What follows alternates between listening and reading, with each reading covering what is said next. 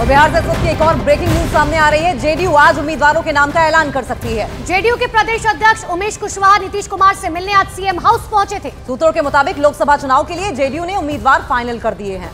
इतना ही सूत्रों के मुताबिक जेडीयू ज्यादातर पुराने चेहरों पर दोबारा एक बार फिर से दांव लगाने वाली है। सूत्रों के मुताबिक सीतामढ़ी से सुनील कुमार पिंटू और सीवान से कविता सिंह का टिकट कट सकता है। तो कहा तो ये भी जा रहा है कि जेडीयू एक बार फिर से जो है पुराने चेहरों पर दांव लगा सकती है, जबकि उन्हीं के गठबंधन के साथ यानी कि भारतीय जनता पार्टी जो है इस बार ये कोशिश करे कि नए चेहरों को मौका दिया जा सके। चाहे पूरे भारतवर्ष की बात की जाए, अलग अलग राज्यों में भारतीय जनता पार्टी अपने नए चेहरों को उम्मीदवार के तौर पर उतार सकती है, जबकि जेडीयू उन्हीं पुराने चेहरों को एक बार फिर से रिपीट करना चाहती है। तो जेडीयू की लिस्ट में जो नाम फाइनल माने जा रहे हैं, अब आपको वो समझाते हैं कि देखिए, बांका से गिरधारी यादव को टिकट दिया जा सकता है।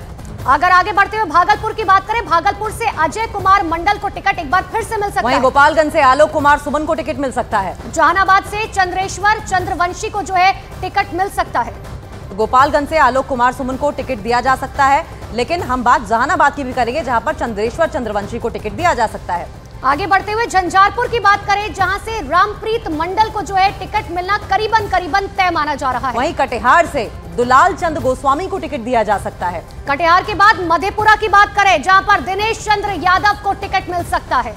और इसके अलावा मुंगेर से ललन सिंह को टिकट दिया जा सकता है। देखिए, मुंगेर वो जगह जहां पर सबकी निगाहें टिकी हुई थी, ललन सिंह पर एक बार फिर से भरोसा। नालंदा की बात करें, कौशलेंद्र को टिकट मिल सकता है। लेकिन पूर्णिया से संतोष कुशवाहा को टिकट दिया जा सकता है। सुपौल से बात करें तो दिलेश्वर कामत को जो है एक बार फिर से जेडीयू की तरफ से टिकट मिल सकता है। लेकिन वाल्मीकि नगर से सुनील कुमार को चुनावी मैदान में उतारा जा सकता है। और सीतामढ़ी की भी बात कर लेते हैं, क्योंकि देवेश चंद्र ठाकुर एक बार फिर से चुनावी मैदान में उतर सकते हैं। वहीं सिवान से विजय लक्ष्मी को टिकट दिया जा सकता है जेडीयू की ओर से। और शिवहर की बात करें तो वहां से लवली आनंद को टिकट दिया जा सकता है। तो लोकसभा चुनाव 2024 की जेडीयू की संभावित लिस्ट आपने एक एक करके देखी।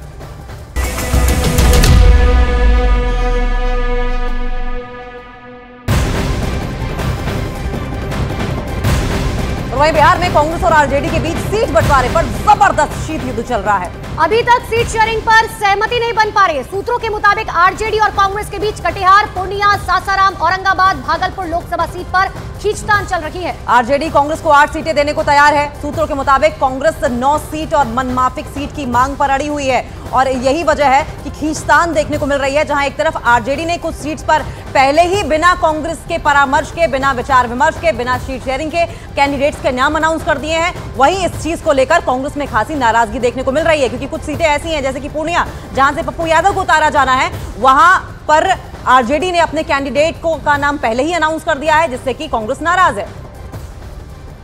तो जिन मनपसंद सीटों को लेकर कांग्रेस और आरजेडी के बीच मामला फंसा हुआ है, अब जरा एक एक कर आप वो समझ लीजिए। सबसे पहले काराकट सीट की बात करेंगे, जहां से कांग्रेस की उम्मीदवार मीरा कुमार के बेटे को मैदान में उतारा जाना है। मीरा कुमार खुद भी ऐसा चाहती हैं, लेकिन ये सीट महागठबंधन में लेफ्ट के खाते में चली गई है। एक और सीट की बात कर लेते हैं, औरंगाबाद की। औरंगाबाद से कांग्रेस के निखिल कुमार अपनी दावेदारी ठोक रहे हैं, लेकिन लालू ने औरंगाबाद सीट से आरजेडी के उम्मीदवार को सिंबल दे दिया। इसके अलावा सबसे हॉट सीट बनी हुई है पूर्णिया की सीट। कांग्रेस में शामिल हुए पप्पू यादव पूर्णिया से चुनाव लड़ना चाहते हैं, लेकिन अभी भी आरजेडी में आई बीमा भारती ने पूर्णिया सीट पर अपना दावा ठोक दिया है। देखिए, एक एक कर आपको सीटें बता भी रहे हैं कि आखिर औरंगाबाद पर कहां पेच फंसा हुआ है, और पप्पू यादव के लिए पूर्णिया सीट जो है वो क्यों महत्वपूर्ण मानी जा रही है। आगे बढ़ते हुए भागलपुर सीट की भी बात कर लेते हैं। देखिए, भागलपुर सीट पर मामला फंसा हुआ है। भागलपुर सीट से कांग्रेस के नेता अजीत सिंह अपनी अभिनेत्री बेटी नेहा सिंह के लिए टिकट चाहते हैं।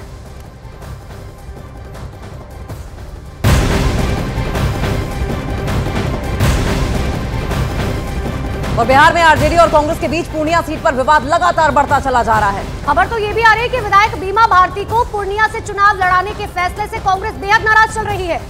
और इसके अलावा आपको बताएं, आरजेडी ज्वाइन करने वाले विधायक बीमा भारती ने दावा यह किया है कि वो पूर्णिया से ही चुनावी मैदान में उतरेंगी। ऐसे में कांग्रेस में शामिल हुए पप्पू यादव ने कहा कि मर जाएंगे लेकिन पूर्णिया नहीं छोड़ेंगे। तो देखिए, पूर्णिया सीट पर अब लगातार पेच फंसा हुआ है। हालांकि लालू प्रसाद यादव की तरफ से जब अपनी दोनों बेटियों को टिकट दिया गया था, उसके बाद से एक टकटकी लगाए बैठी हुई थी कांग्रेस की, कौन सी सीट होगी जो इस गठबंधन में हमें दी जाएगी। लेकिन अब पप्पू यादव ने साफ तौर पर कह दिया, मर जाएंगे लेकिन पूर्णिया सीट नहीं छोड़ेंगे। हम अपने पुराने घर में आपस हम आ गए और अब जो है कि इस्तीफा दिए हैं। हमारे जो नेता जो लालू प्रसाद जी हैं, तेजस्वी जी हैं, पूर्व मुख्यमंत्री राबड़ी देवी हैं, सभी का आदेश होगा, उनका पालन करेंगे और टिकट मिलेगा तो लड़ेंगे चुनाव। जनता का ही दुलार प्यार से आए, कोई नई बात नहीं है। 2000 ईस्वी से लगातार विधायक से जीतते आ रहे हैं रुपौली से, और मौका मिलेगा तो लोकसभा से मौजूदगी साथ पूर्णिया से हम जीतेंगे। हमने सारी बात बता दी है और मैं आज भी कह रहा हूँ, मैंने कल ट्वीट भी कर दिया है कि पूर्णिया दुनिया छोड़ देंगे, पूर्णिया ना छोड़ेंगे। इसीलिए जो भी दायित्व, जो भी जिम्मेदारी नेतृत्व देगी, उस कर्तव्यों का निर्वहन करेंगे। विश्वास मेरे लिए सबसे महत्वपूर्ण है, पद नहीं। बिना पद के भी कोरोना और पटना के बाढ़ में लोगों की सेवा की है। चुनाव लड़ना होगा तो सिर्फ पूर्णिया से लड़ेंगे, कहीं और से नहीं। पप्पू यादव कह रहे हैं दुनिया छोड़ देंगे लेकिन पूर्णिया नहीं छोड़ेंगे। आरजेडी और कांग्रेस के बीच तनाव बना, और इसी बीच सूत्रों के हवाले से एक बड़ी खबर आ रखी है। और बड़ी खबर यह है कि लालू प्रसाद यादव ने कटिहार लोकसभा सीट कांग्रेस के तारिक अनवर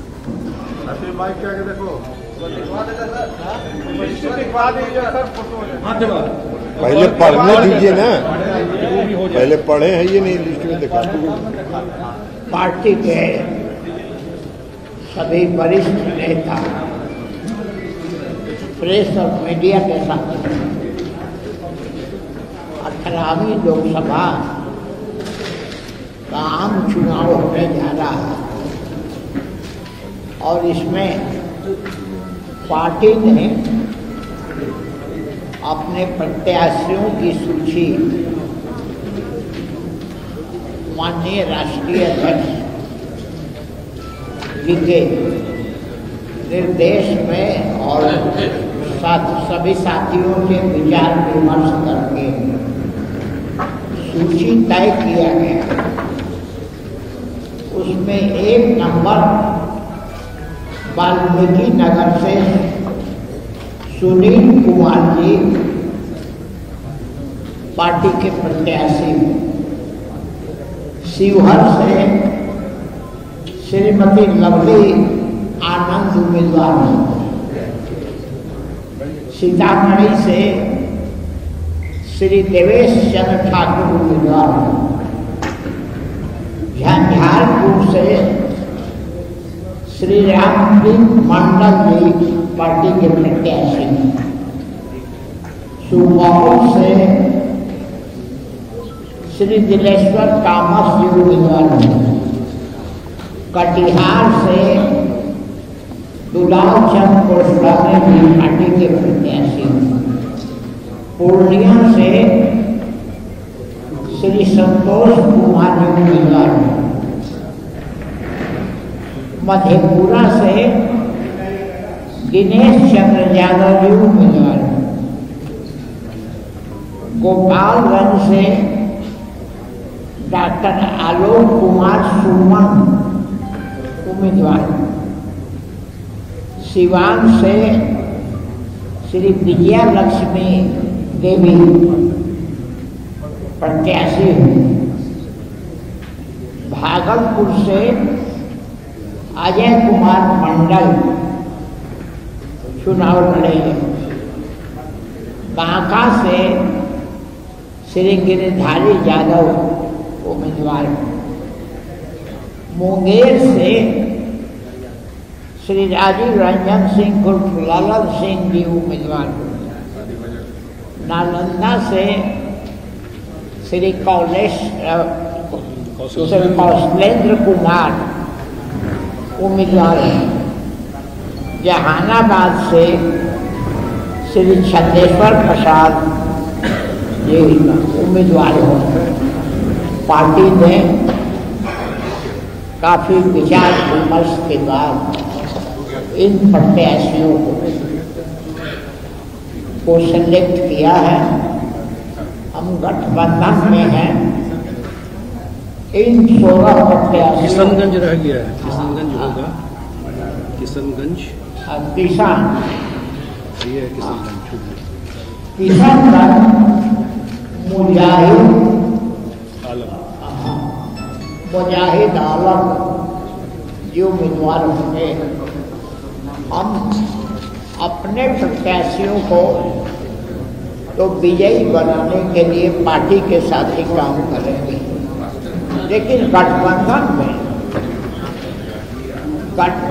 के भी जो प्रत्याशी होंगे उनको भी जिताने के लिए हमारे साथी, हमारे समर्थक, हमारे कार्यकर्ता, ये सभी लोग जी जान से लगे और हम पूरी आशा और विश्वास के साथ आज सूची आपके सामने दे रहे हैं कि ये सभी उम्मीदवार निश्चित रूप से जीतेंगे।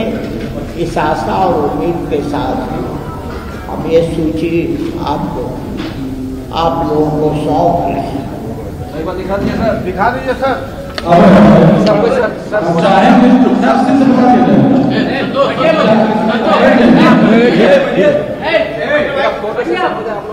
चाहेंगे अब विस्तार से हमारे राष्ट्रीय महासचिव संजय झा जी रखेंगे। इसमें जो राष्ट्रीय अध्यक्ष जी ने लिस्ट जारी किया है, इसमें 6 पिछड़े वर्ग से और 5 पिछड़े वर्ग से, 11 टोटल प्रत्याशी पिछड़े और 9 पिछड़े वर्ग से, एक महादलित है गोपालगंज से डॉक्टर आलोक कुमार सोना, 12 हो, एक हमारे प्रत्याशी किशनगंज के हैं मुजाहिद आलम साहब जो मुस्लिम समुदाय से आते हैं, और 3 अपर कास्ट के प्रत्याशी, टोटल 16, उसमें 2 महिलाएं हैं।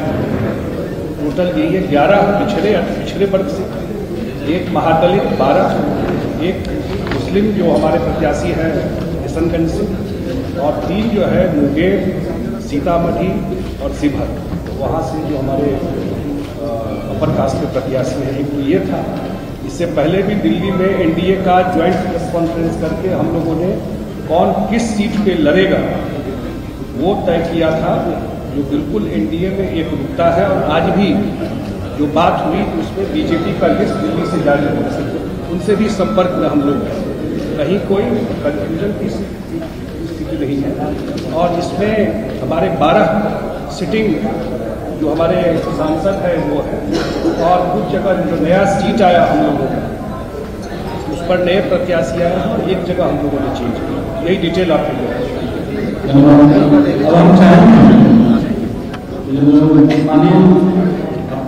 लिस्ट बाद दिखाना ना दीजिए उनको, फोटो खड़े हो जाइए।